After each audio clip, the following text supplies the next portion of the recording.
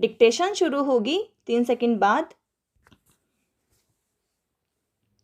भाइयों, आखिरकार एक लंबे संघर्ष के बाद, जो कि मुख्य रूप से अहिंसात्मक था और जिसका नेतृत्व ऐसे विलक्षण व्यक्ति ने किया जो अहिंसा और सत्य को ईश्वर का पर्याय मानता था, परंतु स्वतंत्रता के किनारे पहुंचने के अंतिम चरण में भारत को खून की नदी में से होकर गुजरना पड़ा।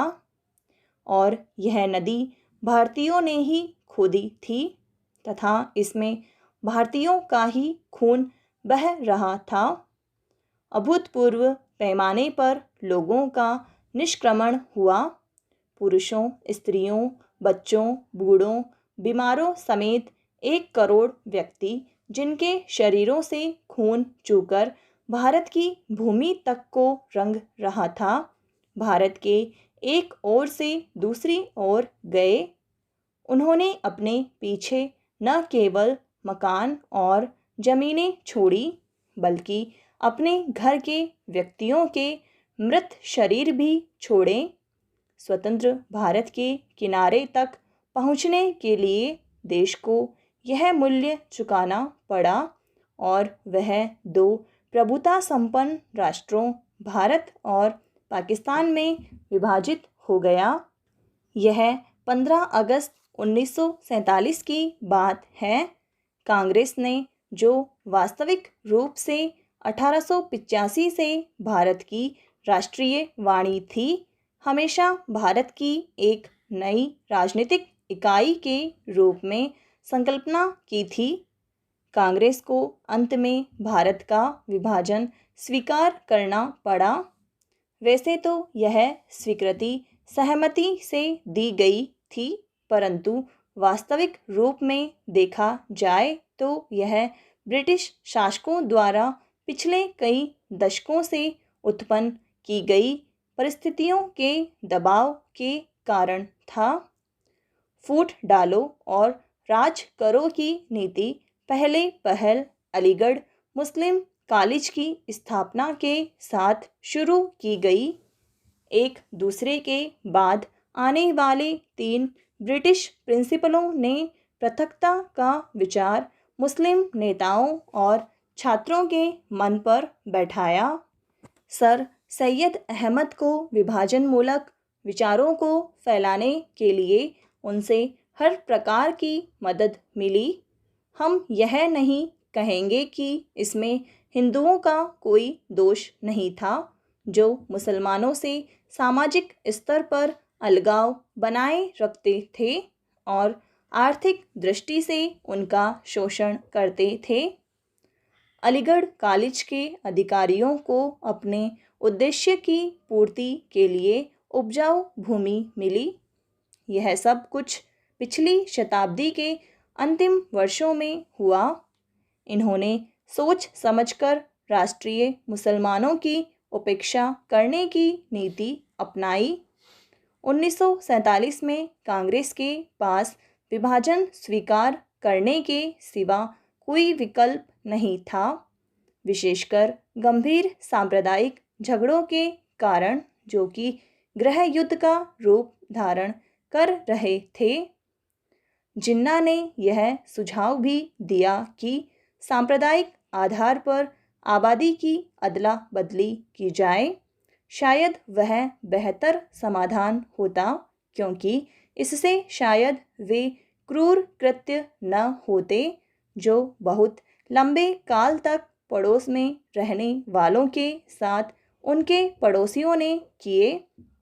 विभाजन को स्वीकार करते हुए कांग्रेस ने 15 जून 1947 को दिल्ली में एक प्रस्ताव पास किया, जिसमें अंतिम बार भारत की मूलभूत एकता का आग्रह किया गया था। इसमें कहा गया था, पिछली 2 पीढ़ियों के श्रम और बलिदान की नहीं, बल्कि भारत का विस्तृत इतिहास और परंपरा भी इस मूलभूत एकता की साक्षी है। भाइयों, भूगोल, पर्वत और समुद्र ने भारत के स्वरूप का निर्माण किया है। कोई मानव संस्था इसके आकार को बदल नहीं सकती और न ही उसके अंतिम लक्ष्य में बाधक बन सकती है। आर्थिक परिस्थितियों और अंतर्राष्ट्रीय मामलों की लगातार मांगों के कारण भारत की एकता और भी आवश्यक हो गई है। भारत के जिस चित्र को हमने अपने दिलों में संजोया है वह सदा हमारे दिलों और दिमागों में रहेगा। अखिल भारतीय कांग्रेस समिति गंभीरता से यह विश्वास करती है कि जब वर्तमान भावनाओं की उत्तेजना समाप्त हो जाएगी तो भारत की समस्याओं को उचित परिप्रेक्ष्य में देखा जाएगा और भारत में दो राष्ट्रों के अस्तित्व के झूठे सिद्धांत को समाप्त कर दिया जाएगा और सभी इसका त्याग कर देंगे। सामान्यतः राष्ट्रीयता जातीय, भाषाई अथवा भौगोलिक तत्वों पर आधारित होती है, परंतु इस्लाम का अलग अस्तित्व है जो अन्य धार्मिक वर्गों में मिश्रित नहीं होता। 55 वर्ष की स्वतंत्र धर्मनिरपेक्ष राष्ट्रीयता के बाद आज भी कई जिम्मेदार मुस्लिम नेता दावा करते हैं कि मुसलमान अलग राष्ट्र है। एक जिम्मेदार दल द्वारा इतने अधिक करुणाजनक और आत्मभ्रामक प्रस्ताव की कल्पना भी नहीं की जा सकती जितना कि अखिल भारतीय कांग्रेस समिति ने 15 जून 1947 को पास किया था। सभी नेता थक चुके थे और बूढ़े हो रहे थे। आदर्शवाद की जिस ज्वाला ने उन्हें 26 वर्ष पूर्व प्रेरित किया था उसका जोश ठंडा होने लगा था। कांग्रेस का विकास सदा ही बदलते नेतृत्व के माध्यम से हुआ था, परंतु पिछले 25 वर्षों में वही नेता कांग्रेस की सत्ता संभाले हुए थे। उनके व्यक्तित्व और उनके त्याग ने उनको जो ख्याति प्रदान की थी, उनको जो बल प्रदान किया था, उसको कोई युवा नेता चुनौती देने का साहस नहीं कर सकता था। विभाजन के विरोध में केवल एक ही स्वर था और वह था गांधी जी का, परंतु वे भी बहुत बूढ़े हो गए थे और उनका स्वास्थ्य भी ठीक नहीं था। उन्होंने अखिल भारतीय कांग्रेस समिति से प्रस्ताव स्वीकार करने के लिए कहा। यदि वे नई कार्यकारिणी समिति और नई अंतरिम सरकार के लिए नए नेता नहीं चुन सकते। प्रस्ताव को पहले कार्य समिति ने पास किया। गांधी जी से विशेष रूप से प्रार्थना की गई थी कि वे उपस्थित हों और सभा को संबोधित भी करें। लेखक अखिल भारतीय कांग्रेस समिति की बैठक में उपस्थित था। गांधी जी का भाषण स्पष्ट रूप से उनके दुख का द्योतक था।